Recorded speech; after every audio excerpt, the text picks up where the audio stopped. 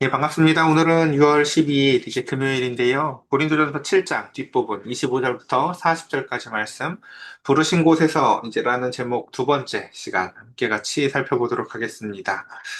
자, 먼저 이제 오늘 배경의 이야기를 계속해서 이어가 볼 텐데요. 여러분들이 먼저 한 가지 질문을 좀 드려봤으면 좋을 것 같아요. 우리가 인생의 마지막 날이라는 것이 이제 다가오고 있다는 걸 확실히 안다면, 여러분들은 어떤 결정을 하실 것 같습니까? 저도 이제 외할머니가 돌아가신 지 이제 뭐 그렇게 오래되진 않은 것 같은데, 그 사람의 죽음이라는 것, 임박한 죽음이라는 것을 앞두고 서 보면은 이제 삶이 재정립되는 것들이 있거든요.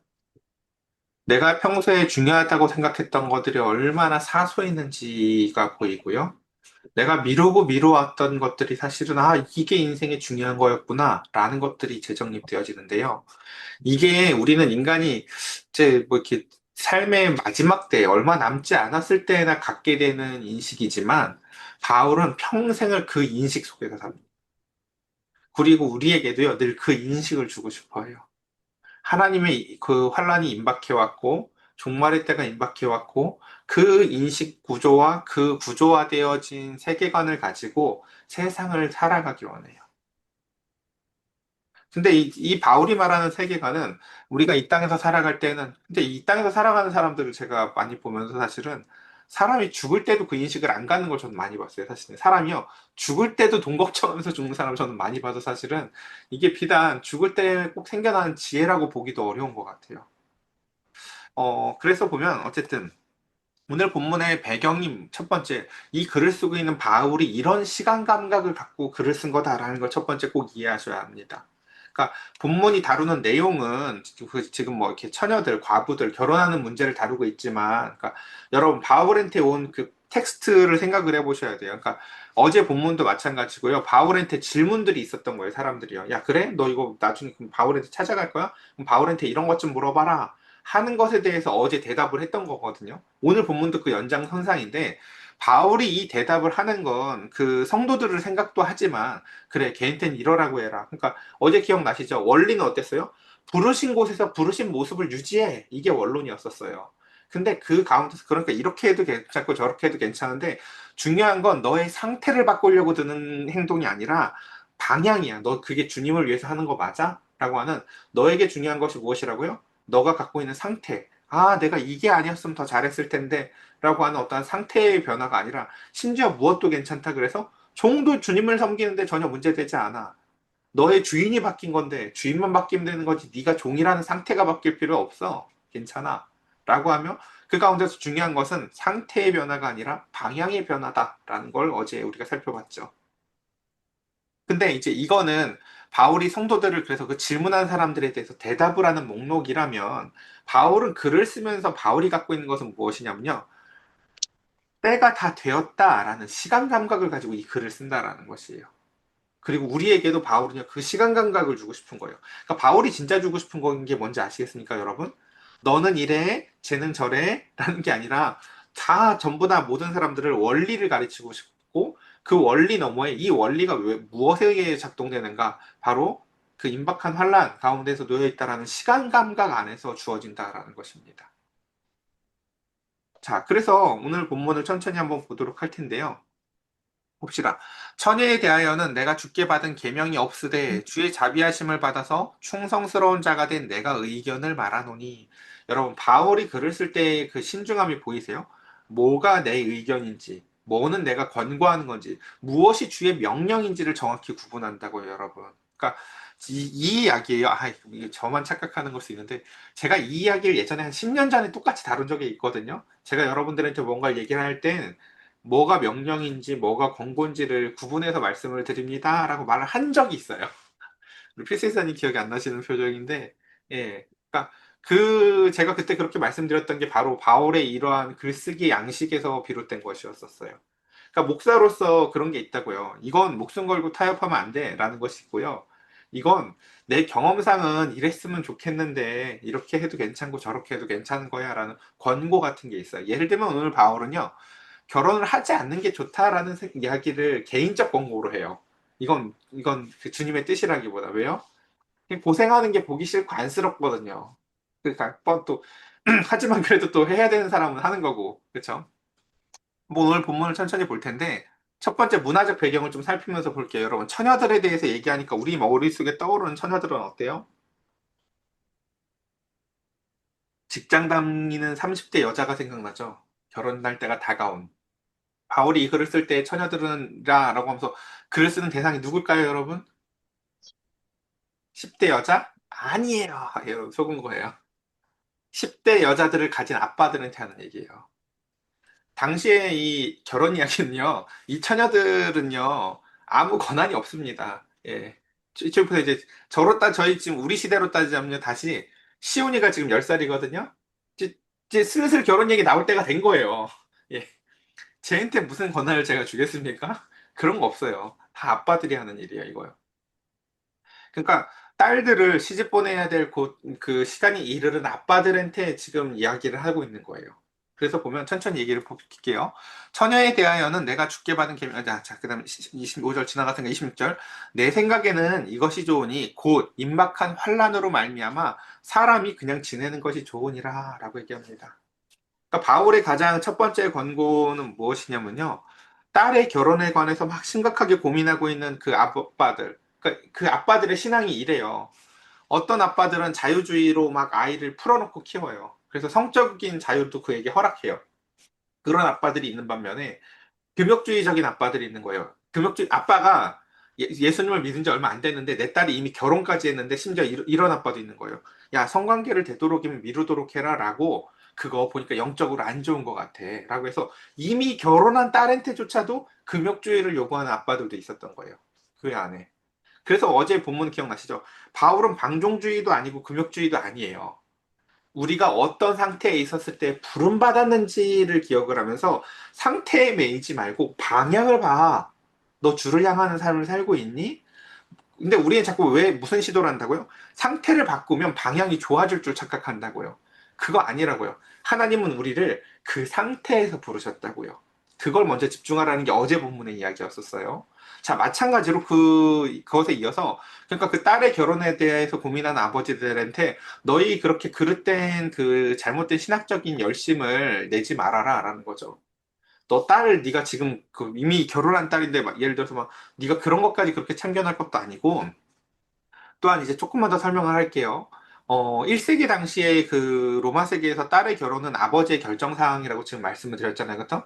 그렇죠? 근데 그 아버지는요. 그러니까 이런 걸 결정을 해요. 언제 결혼을 시킬지, 누구한테 결혼을 시킬지, 그리고 어떤 조건으로 결혼을 시킬지 이런 걸 아빠가 결정을 하는데 아빠가 이런 결정을 할 때 고려하는 것은요. 재산, 그리고 명예, 그리고 사회적인 동맹. 저 어느 집안이랑 결혼을 해야 도움이 될까? 뭐 이런 것들을 고려했다고요. 당시의 사람들은요. 그런데 거기에다가 이제 교회 다니는 사람들은 한 가지가 더, 그 영적인 사람들은 그 몸의 욕구를 초월해야 된다는 생각들이 있었거든요. 이해되세요? 우리나라도 조선시대 때 그런 게 있었어요. 여러분 기억나세요? 양반들은요, 비가 와도 안 뛰어요. 예.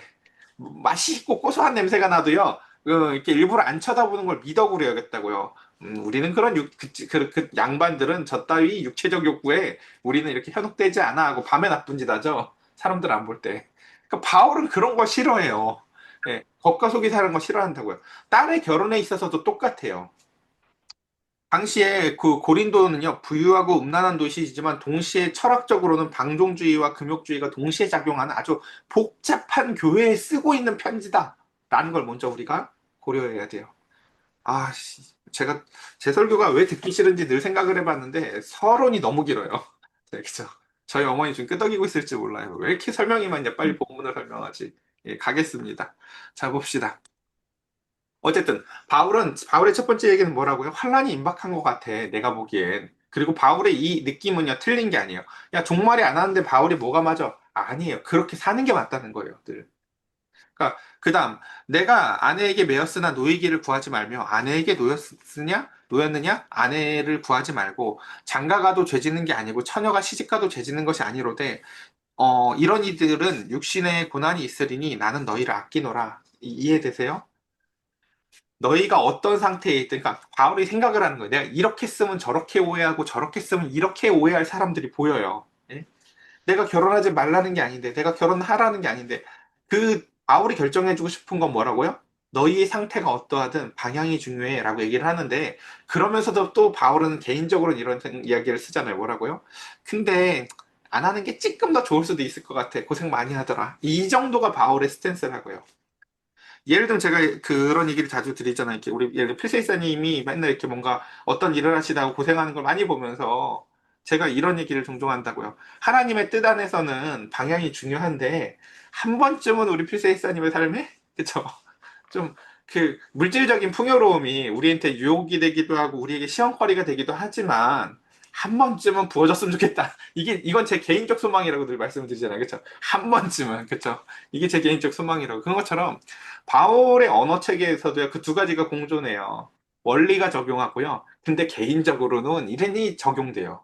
그래서 바울은 그 두 가지를 나눠서 이렇게 글을 씁니다.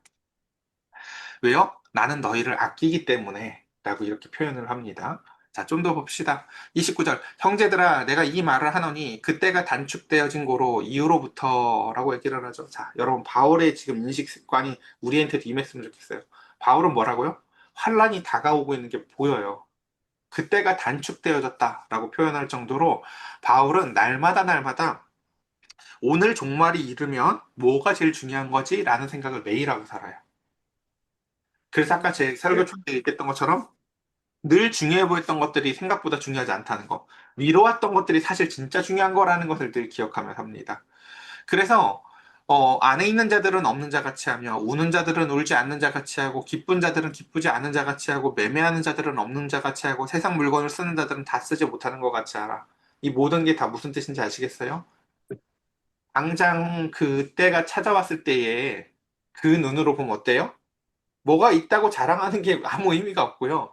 막 그 슬플 일도 그렇게 슬플 일이 아니고, 기쁠 일도 그렇게 기쁠 일이 아니고, 뭘 샀다고 하는 것도 뭐 그 의미가 있는 것도 아니고, 뭘 산다 한들 그걸 막 오래오래 쓸 생각을 하고 좋은 걸 살 필요도 별로 없는 거예요, 보면요. 바울은 그런 인식관을 우리한테 심어주고 싶어요. 여기서 중요한 것은 무엇이냐면요. 뭘 해라 마라가 아니에요.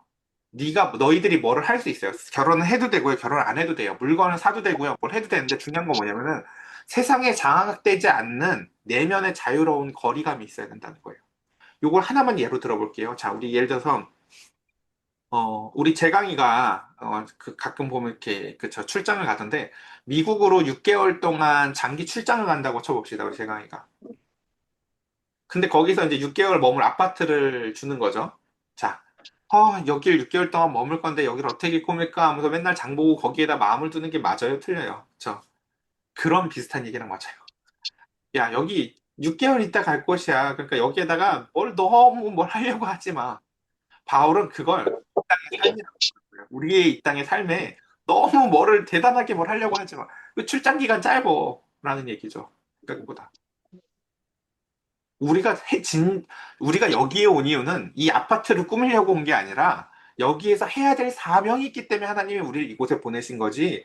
출장의 목적, 여기까지 하나님이 이 땅에 오신 이유가, 우리를 이곳에 보내신 이유가 무엇인지, 우리는 그 일을 해야지. 거기에서 그 집에 집착하는 것, 그 이상한 거야. 라는 거죠.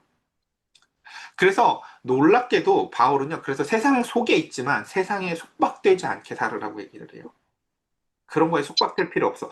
그래서 여러분 이게 빈곤한 삶이 아니에요, 결코. 바울이 주고 싶은 것은요. 이러한 인식으로 말미암은 영적인 자유와 풍요예요. 사람들은 막 이거 하면 저거 하고 저거 하면 그 다음 거 하고 계단을 올라가려고 그 피라미드를 올라가려고 맨날 그 가난하게 살아갈 때 참된 자유인은 영적인 자유와 풍요를 누린다는 거죠. 산책을 하면서 그 가운데서 이 땅의 삶의 유한함을 알고 늘 자신의 삶의 방향을 점검해요. 사람들은 상태를 확인하는데 내가 지금 돈이 얼마나 있지? 나는 지금 우리 자녀들 늘 염려할 것들로 가득 찬 삶이 아니라 그 가운데서도 참된 자유를 얻고 그 방향을 점검하면서 말입니다. 너희가 염려가 없기를 원하노라. 바울이요. 오늘 그 본문 전체에서 보면 어쨌든 결혼에 대해서 원론적인 것들은 있는 상태 그대로. 그리고 심지어 뭐, 이렇게 내가 욕구가 강하다. 그럼 무조건 해. 뭐 이런 방식의 원론을 이야기하지만 그럼에도 불구하고 독신을 조금 더 권하는 이유는 뭐냐면요. 결혼을 했을 때 나타나는 구조적 차이가 있어서 그래요. 어떤 구조적 차이가 있냐면요. 염려할 것이 더 많아진다는 거예요. 근데 물론 여러분, 자, 이게 말도 안 되는 소리 쓰는 왜요? 여러분, 오늘날 교회들에 대해서 되게 그러니까 이거 얘기했잖아요. 이 당시의 교회랑 지금 우리 교회의 차이, 우리 현대 사회를 똑같이 1대1로 비교하면 안 돼요. 현대 사회의 교회는 어때요? 노처녀 문제가 문제예요, 교회들은요. 결혼 못한 처녀들이 교회엔 진짜 많다고요. 이 사람들 어떻게 시집 보낼까?가 오늘날 우리 시대에는 화두지만 지금 고린도 교회에 글을 쓸 때 당시에는 그게 아니었다라는 거죠. 그 애들을 결혼을 보낼까 말까 하는 아빠들의 염려에 대해서 바울이 글을 쓰고 있는 거라고요. 그러니까 지금 어제도 이 말씀 무지 많이 드렸어요. 그때 당시에 쓰여진 그 당시 사람들에게 쓰여진 글의 문맥대로 그건 그대로 살피고 이걸 다시 오늘날 시대에 오늘날 우리에게 적용한다면 어떻게 적용될까를 따로 생각을 해야 돼요. 이걸 1대1로 갖고 와서 봐봐 결혼하지 말랬잖아 바울이 이렇게 하시면 안 된다고요. 어제 그래서 성적인 얘기도 했잖아요. 그 당시에는 성적인 얘기를 별로 할 게 없는 게 10대 초반에 결혼을 하고 그 당시에 결혼을 하니까 애들이 성욕을 참는 시간이 없어요, 그냥요. 결혼을 했으면 남편하고 그냥 사는 거니까. 근데 오늘날은 우리가 30대에 결혼을 하잖아요. 그러니까 그 당시에는 없었던 문제들이 있다고요, 예를 들면. 이런 식으로 시간의 차를 우리가 기억하면서 본문을 봅시다. 다시. 바울이 원하는 것은 너희가 염려가 없기를 원하노라. 장가가지 않는 자는 주의 일을 염려하여 어찌하여 주를 기쁘게 할까 하되 장가를 가고 나니까 세상 일을 염려해서 어찌하여 아내를 기쁠까 하고 또 마음이 갈라지더라라는 거죠. 그러니까 여러분 이게 나쁘다는 게 아니에요. 마음이 갈라진다는 게 나쁘다는 것도 아니에요. 온전히 그렇게 하지는 못하더라라는 거죠. 예. 그리고 시집가지 않는 자와 처녀는 주의 일을 염려하여 몸과 영을 다 거룩하게 하되 시집간 자는 세상 일을 염려하여 어찌하여 남편을 기쁠게 하느니라. 자, 여러분 여기서 제발 용어를 정리하세요. 우리 어머니 잘 들으셨으면 좋겠어요. 바울이 여기서 쓰는 세상 일이라는 건요, 결코 부정적으로 쓰는 말이 아니에요. 아유, 세상 일 하지 말고 주의 일 해야지. 이게 아니라니까요. 여러분, 바울이 여기서 얘기하는 세상 일이 뭐예요? 내 가정을 돌보는 거예요. 내 자녀들을 돌보는 거예요. 그리고 나가서 돈을 버는 거예요. 여러분, 이게 하찮은 일이에요? 절대 그렇지 않다고요. 이 얘기 시간 걸려도 할게요. 여러분, 예를 들어 이중직 목회자의 이야기를 한번 해볼게요. 자, 여러분, 목사가 밖에 나가서 돈을 벌어요. 왜 그런 일을 해요? 주의 일을 하는데 고린도 교회는 보니까 교회에서 돈을 받으면 이 사람들한테 덕이 안 될 것 같으니까 스스로 바울이 텐트를 만들면서 돈을 번다고요. 근데 여기서 만약에 밖에 나가서 돈을 버는 일을 하찮은 일로 여겨버리면 중요한 일을 위해서 하찮은 일을 하고 있는 거거든요. 이 사람이요, 지금. 그러면 밖에서 돈 버는 일은 하찮은 일이니까 하찮게 하다가 교회에 와서만 중요하게 하면 돼요? 그게 아니라고요. 밖에 나가서 돈 버는 일도요, 주의 종답게 해야 돼요. 이해되세요? 밖에서 하는 일도요, 똑같이 거룩하고 존귀한 일이에요. 근데 바울이 보니까 구조적으로 나뉘더라는 거죠. 결혼을 하니까 애도 돌봐야 되고 배우자도 돌봐야 되고 하니까 이런 구조적 나뉜 때문에 아유 내가 나는 너희들의 삶이 너무 아까워서 안 할 수 있으면 안 하는 것도 좋은 것 같은데 내가 너희를 아끼니까 그래도 또 너희가 하나님 앞에 주신 다 각각의 은사와 그릇이 있으니까 해야 되면 또 해야지. 그거 절대 나쁜 거 아니야. 가 바울의 스탠스라고요. 이해되시죠? 아, 그러니까 바울은 다시 한번 정리하면요. 어떠한 선택을 강요하는 게 아니에요. 방향, 방향은 바뀌지 말자라는 거예요. 그래서 독신도 염려가 없는 게 아니에요, 여러분. 그렇죠? 지금 방금 얘기했잖아요. 30대 노처녀들 교회에서 제일 많은 그 염려가 바로 그 노처녀들이라고요. 독신이 염려가 절대 없지 않아요. 바울이 말하는 건요. 근데 그 노처녀들이 교회에서 제일 많은 봉사들을 한다고요. 그 사람들이. 왜요? 독신으로서의 자유함들이 있으시니까 그분들은 그쵸? 근데 그러니까 그 독신으로서의 자유함이 있어서 주를 섬기기에 좋은 구조가 바울은 좀 탐나는 거예요. 그것도 참 그래도 좋은 건 같은데 라는 거지만 그쵸? 예, 그렇습니다. 좀 더 넘어가 보겠습니다. 그래서 내가 이것을 말함은 너희의 유익을 위함이요 너희에게 올무를 놓으려는 게 아니야. 자, 이게 핵심이죠. 바울은 결혼하고 싶은 사람한테 하지 말라고 올무를 놓는 것도 아니고요. 결혼이 올무야라고 말하는 것도 아니에요, 지금요. 이 말의 핵심을 자꾸 오해하지 말라고 바울이 같은 말을, 죄송합니다. 반복하는 거라고요. 그러니까 지금 이 말을 사람들은 뭐라고 딱 그 오해할 수 있다고요? 올무를 놓는구나 하라고. 야, 바울이 결혼하지 말랬잖아. 라고 이렇게 또 오해할 사람들이 있을까봐 바울이 이런 말을 하는 거예요. 나 지금 그런 올무 놓는 거 아니야. 삶의 특정 형태라는 올무를 난 너희한테 놓은 적이 없어. 부르신 대로라고 했어, 분명히 계속.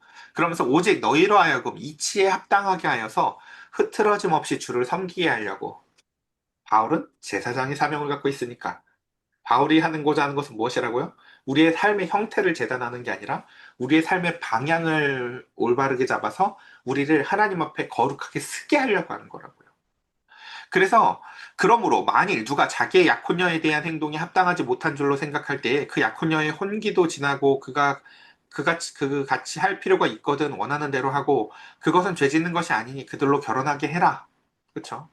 그래서 이제 그들이 질문한 질문에 대해서 이렇게 답변을 하는 거예요. 앞선 편지에 대해서. 그럼 이럴 때 결혼해야 돼요? 말아야 돼요? 이런 질문들이 왔던 거예요. 그래서 바울이 이제 원론을 얘기하고 각각의 케이스들을 적용하는 거죠. 그러나 그가 마음을 정하고 또 부득이한 일도 없고 자기의 뜻대로 할 권리가 있어서 그 약혼녀를 그대로 두기로 하여도 잘한 것이니라. 그러므로 이제 핵심은 앞에 이야기 못 알아들어도 돼요. 바울 편지는 그러므로 뒤만 알아들으면 돼요. 그러니까 내가 하고 싶은 말은 뭐라고요? 결혼하는 것도 잘하는 거고 안 하는 것도 더 잘하는 거야. 라는 게 바울의 결론이라고요. 중요한 거 뭐예요? 방향, 상태가 아니라 이것도 괜찮고 저것도 안 괜찮. 그러니까 여러분 제발 이놈 아까 한국 사회의 그 오지랖을 버리셔야 돼요. 결혼 안 한 사람한테 넌 왜 결혼을 안 해? 해야지. 이런 짓 하지 말라고요. 바울은 이런 거 하지 말라는 거예요. 그가 하나님을 향한 삶을 살고 있는가 그것만이 중요하지. 네가 결혼해 보니까 좋다고 해서 남한테 결혼 왜 안 하냐고 묻지도 말고 또 결혼한 사람한테 뭐하러 했어 이것도 하지 말고 내가 해보니까 이런 것도 하지 말라는 거예요. 서로가 다르다니까요. 내가 해보니까니라는 엉뚱한 소리를 하지 마요. 서로 받은 게 달라요, 여러분. 그래서 마지막 아내는 그 남편이 살아있는 동안에 매여 있다가 남편이 죽으면 자유로워져서 자기 뜻대로 시집을 갈 것이나 주 안에서만 할 것이니라. 케이스가 얼마나 많습니까? 사별한 케이스들이 있죠 또 그쵸? 그럼 이 사람은 어떻게 해야 돼요? 이건 이혼이 아닌데요. 뭐 이런 질문들. 바울은 그 모든 것들을 생각해 보면서 야 중요한 건 형태가 아니라고 했잖아. 다시 또 결혼을 해도 되는데 중요한 건 방향을 바꾸면 안 돼. 주 안에서. 여러분 이거 기억나실지 모르겠어요. 구약 성경에서 아브라함을 부르시고 그다음 이삭을 부르시고 야곱을 부르신 하나님이 그들에게 주었던 제일 첫 번째 명령이 어디를 떠나지 않는 거예요? 가나안 땅을 떠나지 않는 문제였었어요. 근데 신약 성경에 오면 그런 게 없잖아요. 그렇죠? 신약 성경에 오면 장소적인 메인이 없다고요. 가나안 땅을 떠나네 이런 게 없다고요. 룻기 기억나요? 기근이 들어서 가나안 땅을 떠나면서 남편을 잃고 그러니까 이제 아예 그저 또 뭐 이렇게 그런 그 가정에 환란이 찾아오잖아요. 그러니까 가나안 땅을 떠나면 문제가 일어나는 게 이제 구약 성경에 되게 중요한 모티프였다면 신약 성경에서 오면 그 장소가 없냐? 그렇지 않아요. 신약 성경에 오면 그 가나안 땅이 뭐라고 표현되어 있냐면 주 안에서라는 장소로 표현되어요. 우리가 주 안에서 벗어나잖아요. 그럼 항상 문제가 생겨요. 그래서 결혼을 하든 사별을 해서 다시 결혼을 하든 모든 거 다 상관없는데 그 주안이라는 장소를 떠나지 말라는 거죠. 중요한 것은. 그래서 마지막 정리입니다. 40절. 그러나 내 뜻에는 그쵸 여러분 이걸 잘 구분해야 돼요. 원론과 근데 내 뜻이 나누어져서 글을 쓴다라는 거죠. 그냥 지내는 것이 더욱 복이 있으리라. 명령과 권고를 구분할 줄 알아야 돼요. 나도 또한 하나님의 영을 받은 줄로 생각하노라 라고 얘기를 하며 제가 보기에 바울은 사별이든 뭐든 한번 결혼을 했다가 어쨌든 지금은 혼자 된 사람이거든요. 근데 지금 혼자 됐기 때문에 마음껏 자유롭게 할 수 있는 사역들이 있으니까 바울은 이것도 좋다고 보이는 거예요. 꽤나. 그러니까 결혼을 했으면 못하는 것들이 있잖아요. 저도 제가 농구를 너무 좋아해서 얼마 전에 저희 그 이제 아이 학교 앞에 이제 드디어 새로 지어진 그 운동장이요. 이제 밤마다 열어주거든요. 그래서 농구공을 내가 처음으로 나한테 돈을 투자한다고 생각하고 농구공을 비싸게 샀어요. 지금 두 번 갔나 세 번 갔나 그래요. 예. 내가 독신이었으면 맨날 가서 놀았을 거야, 아마 저기서. 그쵸? 근데, 그쵸? 갈 수 있는 게 막 자유롭지 않다. 그러니까, 근데 이제, 바울은 사별을 했다고 쳐봅시다. 바울은 사별을 하고, 날마다 자기가 하고 싶은 사역들에 막 매진을 하는 거예요, 어떤 것들에. 그러니까, 이것도 크게 나쁘지 않아. 정도의 스탠스라는 거죠. 그러니까 이게 마저가 아니에요, 절대요. 오해하시면 안 돼요. 그래서, 독신도 독신으로서의 헌신도요. 또, 가정을 이루어하는 헌신도 다 중요한데, 중요한 것은 방향이다라는 것입니다. 자, 이제 최종적으로 정리합시다. 시간 많이 지났습니다. 첫 번째, 오늘 우리가 본문을 기억하는 것은 소명은요, 종말론적인 긴장감 속에서만 이해되어지는 거라는 거예요. 바울의 오늘 글을요, 여러분들이 그 종말론적인 긴장감이 없으면요, 도저히 이해할 수 없어요. 바울이 왜 글을 이렇게 쓰나요? 바울은 여기가 내가 지금 6개월 출장 왔다가 언제든 돌아갈 수 있는 출장지, 그리고 그런 아파트, 내 임시거처라고 생각을 하지, 여기를 꾸미는 것에 대해서 관심이 없어요, 여러분. 그러니까 뭘 대단히 꾸며서 자녀한테 뭘 물려주겠다 이런 생각 하실 필요가 없습니다. 우리가 주님 안에서 방향을 늘 점검해야 되는 거죠. 그래서 이 세상의 외형은 지나가고 있다. 여러분, 이걸요, 너무 극단적으로 또 비관주의로 생각하면 안 돼요. 바울은 비관주의가 전혀 아니에요. 예. 바울이 야, 안 중요해, 안 중요해. 다 팔아. 이랬어요? 바울은 그렇게 말한 적이 없어요, 여러분. 예. 예. 현실의 세계관 안에서 우리가 어떤 방향을 갖고 살아야 될지. 그래서 지금 붙잡고 있는 것들이 모두 임시적이라는 걸 기억하라는 것이었습니다. 이 사실을 아는 게요, 자유의 출발점이에요. 여러분, 자유로우려면은, 결혼해서 벗어나야 되는 게 아니라요, 이 땅의 세계관이 임시적이라는 것을 이해하는 게 우리의 자유의 출발점이라고요. 두 번째, 상태보다 중요한 게 무엇이다? 방향이 소명을 결정한다는 거예요. 아유, 내가 빨리 이걸 벗어나야. 그거 아니라는 거예요. 결혼의 유무가 영적인 성숙의 척도가 아닙니다. 실제로 그래서 고대 카톨릭이나 이런 데서 결혼을 안 했던 이유 중에 하나도요, 바울의 이 말 때문이었거든요. 거봐, 바울이 결혼을 안 하는 게 좀 더 낫대잖아. 바울의 본문의 맥락의 의도가 그게 아니에요. 근데요. 네. 그래서 내가 있는 자리에서 하나님을 나는 과연 향하고 있는가? 라는 걸 우리가 두 번째 점검해 봤으면 좋겠습니다. 그러니까 중요한 게 뭐라고요? 상태보다 방향이라는 원론도 중요하지만, 그래서 그럼 나는 상태보다 방향, 내 방향은 무엇을 향하고 있는가를 꼭 점검해 보셨으면 좋겠습니다. 마지막 세 번째, 마음의 집중이 영적인 삶의 핵심입니다. 바울이 결혼을 안 하는 게 더 좋을 것 같아 라고 말을 했었던 이유는 뭐냐면요, 영적인 집중을 하기 힘들 것 같아서였던 거예요. 어, 우리 혜영 집사님이 이제 넷째 자녀를 다 키우고 나서 아마 이런 약간의 자유가 오지 않았을까 싶어요. 이제 아이들한테 손이 좀 덜 가고 내가 드디어 무언가에 더 집중할 수 있는 시간이 오지 않았을까 싶어요. 자녀를 키울 때가 더 좋은 건지, 자녀가 드디어 내 손에서 떠나가고 나에게 좀 더 자유로운 시간이 더 많이 주어진 것이 좋은 건지를 바울은 선택해서 말하지 않아요. 이 시간은 이 시간의 은혜가 있고 저 시간은 저 시간으로서의 은혜가 있대. 우리에는 늘 그 임박한 환란 가운데서 내 방향이 늘 나의 하루를 온전히 주님께 온전히 집중하는 시간을 갖고 살아가는가를 우리가 점검해 보자는 게 바울이 우리한테 진짜 주고 싶은 태도입니다. 바울은 오늘 그래서 말씀을 정리합니다. 이런저런 답변들을 하지만 바울이 진짜 우리한테 주고 싶은 건 뭐냐면요, 바울이 갖고 있는 시간 감각입니다.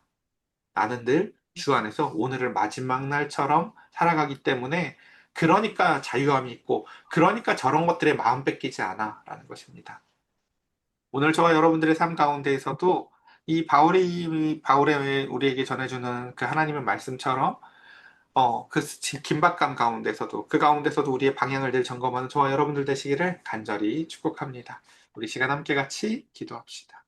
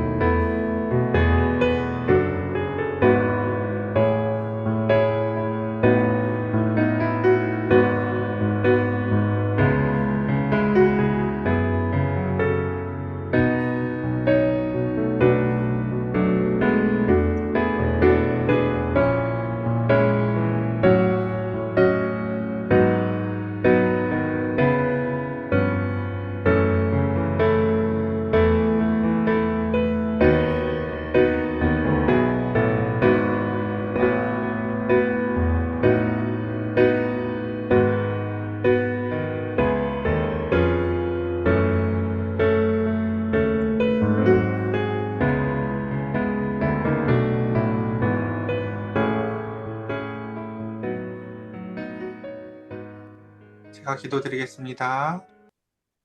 하나님, 바울은 그 사랑하는 고린도에 있는 그 성도들과 자녀들을 생각하며 이렇게 글을 씁니다. 너희의 부르심 앞에 부르신 대로 서라. 너희의 삶의 형태가 이런 모양이든 저런 모양이든 나는 너희가 더 복 있고 더 행복하길 원한다. 그 복과 행복은 결혼을 하고서 얻어지는 것이 아니라 결혼에서 벗어나서 얻어지는 것이 아니라 너희의 삶의 형태가 어떠하든 하나님 앞에 설 때 주어지는 것이니 너희는 딱히 무엇을 바꾸려고 환경과 조건을 가지고 덤벼들지 말고 오직 있는 그 자리 가운데에서 하나님을 바라라 라고 말하고 있습니다. 오늘 우리 사랑하는 성도들, 그 바울의 권고와 동시에 때가 단축되었다라는 그 시간 감각 속에서 살아가는 바울의 그 은혜가 우리에게 임하기 원합니다. 우리가 그 선언 가운데에서 참된 자유를 얻게 하시고 헛된 곳으로부터 해방되게 하시며 영원히 지속될 것과 같은 염려로부터 가벼워진 마음을 갖게 하시고 오직 주님이 주시는 그 선한 은혜의 참된 자유와 진리 가운데서 살아가는 삶의 길이 보여지게 하여 주시옵소서. 우리 사랑하는 성도들 오늘 하루도 충만히 행복하게 하시고 기뻐하게 하시고 그 가운데서 참된 기쁨과 마음의 즐거움 속에 살아갈 수 있는 은혜를 더하소서. 우리 주 예수 그리스도의 이름으로 기도드렸사옵나이다. 아멘.